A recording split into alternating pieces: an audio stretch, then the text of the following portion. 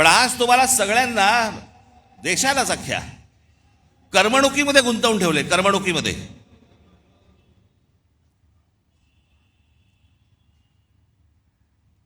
IPL चालू आहे, मग अजून कुठचे पिक्चर येत आहेत, मग ते हाऊसफुल जात आहेत, मग टेलिव्हिजनवरती. मी आज तुम्हाला सगळ्यांना एक नम्र विनंती करणार आहे, महाराष्ट्राच्या हितासाठी नम्र विनंती करणार आहे. पहिल्यांदा त्या मोबाईल फोनच्या इंस्टाग्राममधनं बाहेर या.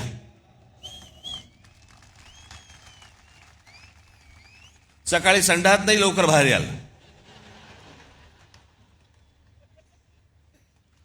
मध्यंतरी ते आमचे ते काय ते रील बाज वगैरे सगळे आले होते. मी माझ्याकडे नव्हतं ते मोबाईलवरती, ते टाकलं,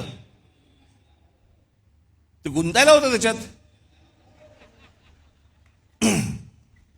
मी मागे म्हटलं होतं ना, ते डान्स बार बंद झाले ना, त्याची लक्षणं आहेत ती. तिकडे ते बंद झालं, इथे मोबाईलवर सुरू झालं.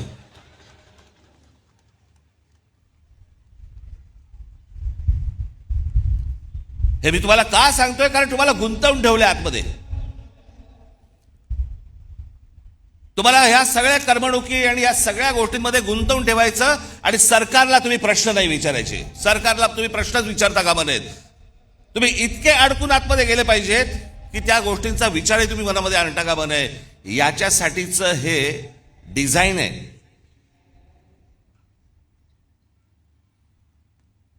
हे फक्त भारतात सुरू नाही आहे, जगभर सुरू आहे की सरकारांना प्रश्नच विचारू नयेत आणि तुम्ही अडकून राहावं. IPL मध्ये अडकावं, चित्रपटामध्ये अडकावं, टेलिव्हिजनमध्ये अडकावं, मोबाईलमध्ये अडकून राहावं. मोबाईल तर आपला एक अवयवच झालाय. आणि म्हणून आजूबाजूला आपल्याला काही बघता येत नाही, पाहता येत नाही, विचार करता येत नाही. जसे पूर्वीच्या काळामध्ये लोक जसे रस्त्यावरती येत असत, आता काही नाही. मी माझा राग व्यक्त केला मोबाईलवर, आता कशाला रस्त्यावरती येऊ? हे तुम्हाला गुंतवून टाकणं आहे. आणि मग महाराष्ट्रामधले जे प्रश्न आहेत, महाराष्ट्रातले जे सत्ताधारी आहेत, यांना प्रश्नच विचारायचे नाहीत. एका बाजूला आमच्या टेलिव्हिजन चॅनलवाल्यांची वाट लावून ठेवली आहे. सारखा वरून दबाव, सारखा वरून दबाव. ही बातमी टाकायची नाही, या बातम्या करायच्या नाहीत, ही करायची नाही, सरकारला विरोध करायचा नाही, विरोध केल्या बातम्या बंद करू, तुमच्या जाहिराती बंद करून टाकू, नोकरीवरून काढून टाकू. त्याच्यामुळे तुमच्यापर्यंत बातम्या पोचवायच्या नाहीत खऱ्या.